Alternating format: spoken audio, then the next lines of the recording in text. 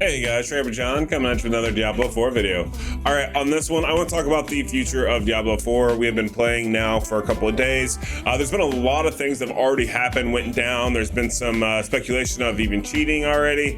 There's been a lot that's actually happened. I want to talk about, does Diablo 4 stand a chance? Is it going to be the next biggest, greatest thing?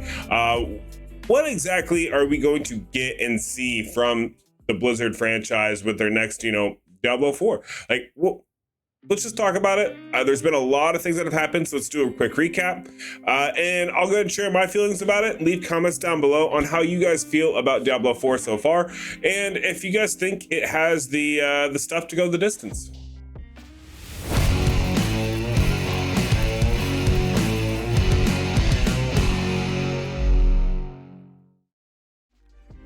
All right, so we all have seen and know that there's been a lot of changes to the Diablo franchise, so to speak, with Diablo 4. Now, as you can see, as I'm playing this, I'm playing it in 4K. And it's pretty crisp, it's pretty clean. It's a lot cleaner than, say, Diablo 3, which a lot of people were used to. That was basically the main flagship before this.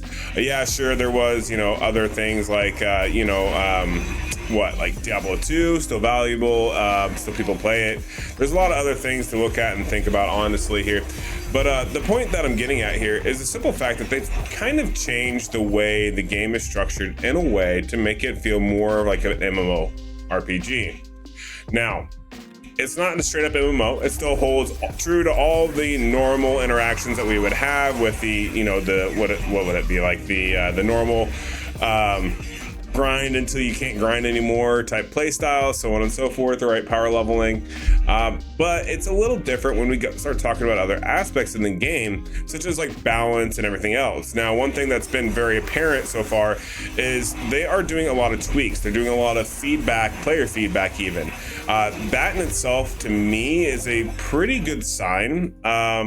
Mainly but because the simple fact that the game has only been live for, I think at this time, maybe 40, almost 72 hours at this point, almost, which isn't that long, to be honest. Actually, most of the other content creators, not me, I'm only at level 32 right now. Unfortunately, I had some technical difficulties with my PC and traveling for work, so I kind of fell behind. But even then, I think the first softcore 100 was just got hit today. 72 hours. So that's great. I mean, that's 72 hours to hit to 100. And that's almost continuous gameplay. So that's really cool. What that tells me is that the leveling factor in Diablo 4 is slightly better than it was in D3. And the reason why I say that is because for those of you who don't remember, D3, it was kind of one of those, like if you had a buddy who played it, with power level you would hit Paragon within 5-10 minutes and you were done. There wasn't real good reason to go around and explore in Diablo 3. There was no good real reason to do a lot of things in Diablo 3 that Diablo 4 has really taken and made better, right? Now, is it perfect? Is it like, super meta? I don't think so. I don't think it's that big of a deal myself. But, what do I know? I'm just not one of those people where, like, I want to play the game. I want to enjoy the game, right? I want to play it casually. I want to have fun. I want to know that the repeat playability is there. I don't want to just go and do the thing one time and then call it a day. Like, to me, that doesn't seem very fun. What they've done here, though, is feels pretty smooth. It feels very good. Playing with other characters and other teammates feels very swift and nice. It doesn't feel very cumbersome.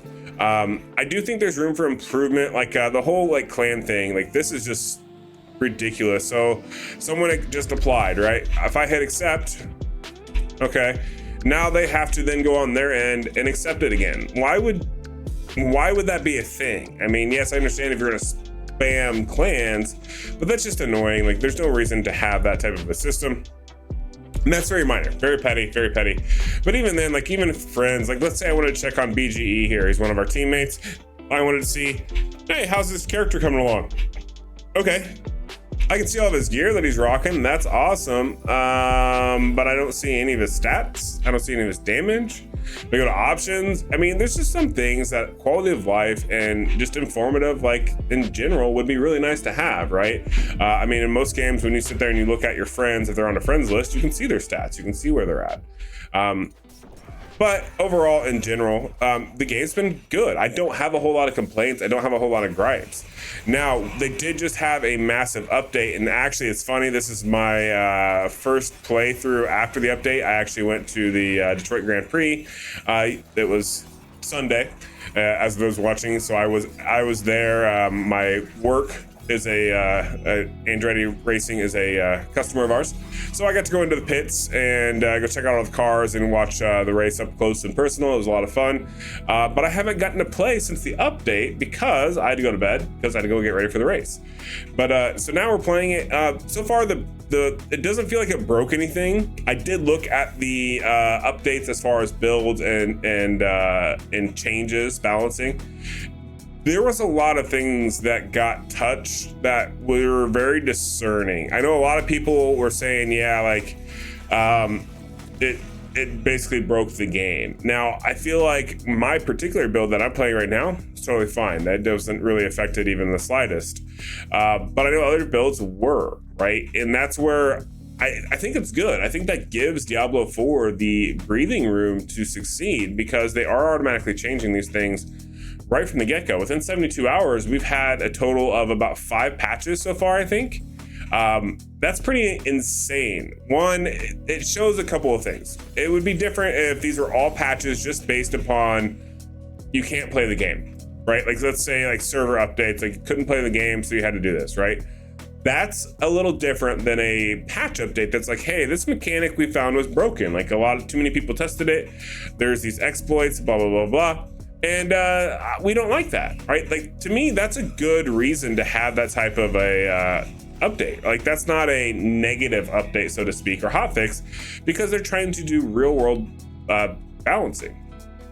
Now, that will affect a lot of the people who are doing the hardcore race. That part of it, I don't like. I personally can't stand the way they did the hardcore race. In my opinion, that should have been when seasons come, not at launch. But I get why they're doing it. It gets everyone hyped, gets everyone excited. I'm all for getting people excited and letting them enjoy the game in general, just like all of us, and giving them something to challenge them to keep them invested in playing the game, right? Like, I get the mentality that it's coming from. What I don't understand, though, is the simple fact that, like, there's just these, I don't know, in my opinion, the game needs to go through those balancing growths like they did to be really successful and stay relevant over the years, right? Because I guarantee you we'll have 3 or 4 more of these updates in the next, I don't know, maybe a couple weeks even. And because they're still trying to figure out how to balance the classes properly. And that's to be expected. There's nothing wrong with that, but you can't really host events and then say, yeah, cool, like everyone's gonna get a fair, equal chance to play. Well, not really, because what if you were just dominating before the druid nerf or the massive barbarian nerf with the whirlwind builds, right? Like we have a clanmate, Brandon. He plays Barb. I'm sure if I were to talk to him right now, he feels affected by that update, right? So would that hurt his chances in hardcore? Absolutely, especially if you get used to knowing like, hey, I'm going to survive at a certain damage threshold in hardcore, and then that gets nerfed. Well, that just puts you behind the curve, so to speak. So it takes away kind of the fair play aspect. Now, with that being said, I don't think anyone could ever argue that Diablo 4 is not free or fair to play because there are no real money transactions to give you boosts, right? Now, yes, there's going to be trading. You can already trade in the game. That could be potentially troublesome on some third-party sites. Absolutely. No one will ever argue against that fact. That's just how the world works, right? It's no different than Path of Exile. It has the same thing, even though it's instant ban as well for Blizzard, but doesn't mean people won't stop and do it, right? But generally speaking, this is not pay to win. This is not Diablo Immortal, where you have to spend thousands upon thousands of dollars to even sort of potentially compete, right? They've done a good job. I think the longevity is definitely here. So far, graphic wise, has been great. I personally don't care about storylines of ARPGs. I could care less. It's an ARPG. It's not meant to. It's not the story that's meant to grab you. It's the grind and the playability, right? Like that's what these games are designed for. I am a casual. I am a casual. Now I will be playing hardcore on the first season launch for sure. I will probably always play a little bit of hardcore because I just enjoy that type of play style. Right now, I'm going to be playing in softcore because, yeah, I want to learn all the mechanics. I want to get used to the game. I want to get used to the feel of everything. I don't want to go around and just go ahead and shortchange myself and die all the time, and use those as my learning experience, right?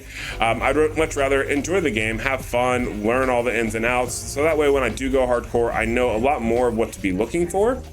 And I can start practicing my builds now in softcore to kind of get ready for it. But yeah, overall, in general, the playability is there, the repeatability is there. The smoothness, this is probably by far the smoothest I've seen a Blizzard launch in a while. Now, granted, Diablo Immortal's launch wasn't terrible, but it was a mobile game, so it did not have the player following that Diablo 4 does, right? Diablo 4, I mean, let's just be honest, you guys are built different. You guys are built a little different. It's almost like a cult-like following. And it's just a little different because everyone does play. Like, there's going to be a lot more people. I know guys who are die-hard Path of Exile fans, and they're going, yeah, I'm going to play D4 until the first season just to see what it's all about, right? So there's a lot more, whereas with Diablo Immortal, there wasn't any of that. So actually, these servers are going to be even more abused than Diablo Immortal ever was, for one. And for two, given the Diablo 3 launch, which was god-awful back then, they've done a lot of work and preparation, and I kind of give them props for it. Also, the simple fact that go check out their Twitter page. They post all the updates all the time on Twitter. So if you're ever curious, hey, what about this thing or what about that thing? Go follow their Twitter. It'll give you all the information. Follow Pez Radar. I just did a post on my Twitter account actually, because I was just so impressed in the way that he was keeping everyone informed. They're being very transparent. And I feel like transparency in today's day and age is something that's not common. To be quite frank, most companies aren't very transparent about what they do. They aren't transparent about their content creator programs. And generally speaking, they're out for one thing, and that's to make a boatload of money. D4 feels a little different. It doesn't feel like they're out to get a bunch of money. It feels like they kind of cater the game more to casual players, which is going to be more people like myself. And overall, in general, they want to have a good experience. And now what's driving this? It could be the Diablo Immortal backlash, or it could just be simply like, hey, they want to see how good of a game can I actually make, which I feel like myself is going to make Diablo 4 very relevant for the next several years.